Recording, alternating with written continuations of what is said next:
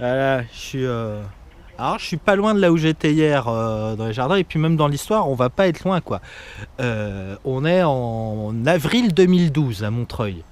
Et en avril 2012, donc, c'est Voynet donc, qui est la maire. Goudet est le directeur du cinéma Méliès. Mais voilà, il y a un rapport accablant, une enquête administrative qui montre bien quoi, un peu le mec que c'est, quoi, que c'est pas quelqu'un qui est en mesure de gérer un cinéma, parce qu'il maltraite effectivement ses subordonnés, il les manipule, voilà, en termes de gestion c'est pas terrible non plus, voilà, et donc il y a un rapport de la médecine préventive, de prévention, quoi, qui l'accable. Et pourtant, voilà, il semblerait que il soit pas question de le... Enfin, normalement, dans une entreprise, un mec comme ça, tu t'en débarrasses. Là, a priori, il y a débat, mais il va être gardé. Et on va recruter quelqu'un d'autre, un autre directeur, pour qu'il y ait 2 directeurs au lieu d'un. Mais il n'est pas question de virer Goudet, finalement, quoi.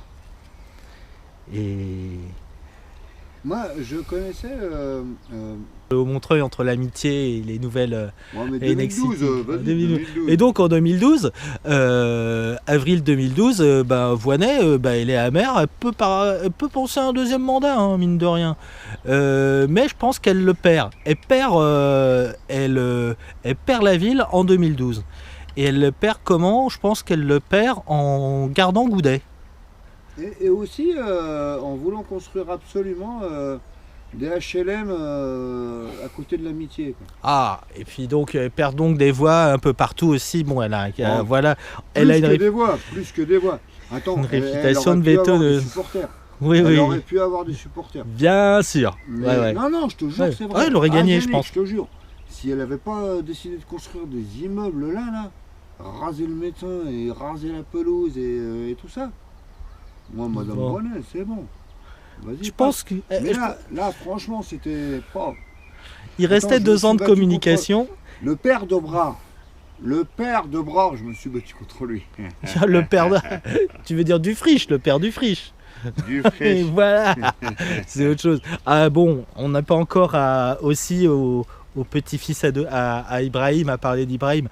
Mais là, en attendant, pourquoi je dis qu'elle a perdu en 2012, effectivement, bon, elle a son caractère, elle rencontre quelqu'un, elle perd une voix, elle rencontre pas quelqu'un, elle perd une fois, donc elle a une réputation de bétonneuse, effectivement, comme tous les maires, mais de toute façon, Bessac a encore plus bétonné que Voynet, mais passons. Et Brard bétonnait aussi, avait Yannick, un projet de bétonner. Qu'est-ce que tu penses de la parole branlante?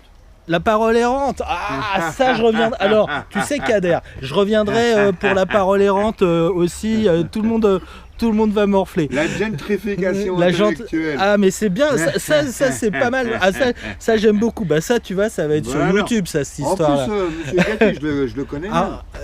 Il est lequel, le fils Armand ou Joachim maintenant? Vrai. Armand Gatti, il est mort. Là, mais il est décédé, Armand Gatti. Ouais, je sais. Ouais, et maintenant, c'est le petit-fils, la dynastie. J'ai un petit film sur mais je reviendrai te voir, Kader. Attends, là, il faut que je parle de cette histoire-là, quoi. C'est que comment, effectivement, elle perd les élections. Donc, on est dans une période, effectivement, c'est bientôt les législatives. Et les Verts, en fait, ça, je l'ai su en 2014, après, parce qu'à ce moment-là, les Verts, comme je vous le répète, je suis pas un vert, quoi, à cette époque-là. Moi non plus. Et voilà. Mais effectivement, et à ce moment-là, les Verts font un deal avec Razi Hammadi, dont je vous ai parlé. Mort de rire, Razi Hammadi. Et oui, alors ça fait rire Kader. Razi, l'ami Razi qui se commettait avec des gens pas bien. Mais le deal avec Razi, c'est que il a mon âge, donc il a 33 ans à cette époque-là. Il a fait du rugby avec un mec du Front National quand même. Entre autres trucs, il a bien combattu le Front National aussi, Razi. Ouais.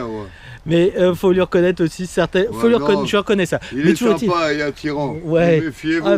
C'est un truand. C'est clair. Il a beaucoup dragué dans les supermarchés. Mais n'empêche, alors, est-ce qu'il a dragué, enfin, avec Voynet, le truc, c'est que Razi, donc, voilà, est candidat pour les législatives, mais il y a et donc pas de candidat écolo aux législatives, mais la promesse, c'est qu'effectivement, il soutiendra Voynet aux élections municipales de 2014. Enfin, c'est un peu un pacte. Et voilà, et à cette époque-là, enfin, je pense que Voynet n'est pas si naïf que ça de ne pas savoir que Razi, comme n'importe lequel, lui le fera à l'envers et risque quand même de se présenter quand même. Elle n'est pas naïve à ce point-là. Cependant, voilà, c'est la maire sortante, il y a une primo sortant et elle peut penser que effectivement Razi ne représente pas un danger. Il va Yannick, il va pas poser une question. pose une question, Kader, mais il veut se partager les voix avec Mounafi Pré. Son mandat. Pourquoi elle a abandonné son mandat? Je pense que ça se joue effectivement donc en avril 2012. Elle maintient contre la. Enfin, il y a dans la majorité de Voynet, il y a débat entre garder ou pas Goudet, et on choisit de garder Goudet. Et là. Un type qui s'occupe d'une salle de cinéma, pourquoi il a une importance telle? Mais tu poses la bonne question, Kader, parce qu'il fait de la politique. T'as entendu parler de Didier Raoult, le médecin? Oh, tu vois le médecin? C'est ça, le gros branleur. Ouais, mais je trouve que t'as du sens politique, Kader. On se retrouve là-dessus, quoi. Je suis beau gosse en plus. Tu veux que je te filme? Non mais c'est ça, c'est-à-dire que pourquoi effectivement on lui accorde tant d'importance à Goudet? Mais parce qu'effectivement c'est un politique. Au lieu d'être un directeur de cinéma et de faire du boulot, d'être un agent public, c'est un politique qui fait de la politique. Et il fait de la politique, voilà, avec Razi, avec Jean-Pierre Brard, avec Voynet aussi. Il promet peut-être aussi... avec tout le monde. Mais je pense que même en avril, effectivement, il négocie avec Voynet et il négocie qu'alors qu'il a ce rapport médical accablant, on le garde quand même. Mais il va effectivement lui le faire à l'envers à Cannes un mois plus tard. Et je pense que c'est là qu'elle a perdu effectivement en voilà du cinéma. Donc voilà, moi je pense qu'à ce moment-là, laisse-moi finir. Attends, je finis ça. Je pense qu'elle perd à ce moment-là en voyant pas que Goudet, en se disant que voilà, Goudet la fera pas chier. Et voilà, et justement qu'il a fait qu'il allait trop loin et que de toute façon elle sort le. Enfin voilà, il va se calmer maintenant que effectivement il y a ce rapport qui est accablant. Le truc qu'elle a, je pense qu'elle mesure bien Razi Hammadi, qui est assez inoffensif, mais elle mesure pas bien Goudet. Et il y a aussi peut-être aussi quelque chose, le rapport aussi qu'elle peut avoir aussi avec.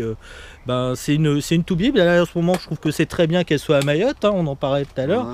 Après, le rapport qu'elle a avec Mayotte, savoir qu'est-ce qu'elle fait à Mayotte, franchement. Elle est directrice de l'ARS, mais voilà. Non, mais en tout cas, je pense que, elle va être spé cette vidéo, mais je pense qu'elle va être intéressante. Et je pense effectivement qu'elle perd l'élection à ce moment-là en gardant Goudet.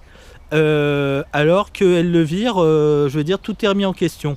C'est pas la candidature de Razi qu'elle aurait bouffé tout cru, et elle s'est pas maintenue, je pense, parce que c'était devenu un tel bordel de haine à cause effectivement des affaires, à cause des affaires Goudet. Non, mais ça allait trop, effectivement, à cause notamment des affaires Méliès et tout ça qui sont montées à sauce. Moi, franchement. Elle n'aurait pas installé des HLM à la Boissière à côté de ma cité là. Mais on aurait pu, tu vois, en discuter. On aurait pu discuter de ça en 2013-2014 au lieu de discuter du Méliès. Non, Yannick, j'en ai discuté avec elle face à face. Après, je te jure, attends. Il y a beaucoup de choses. J'en ai discuté avec elle face à face.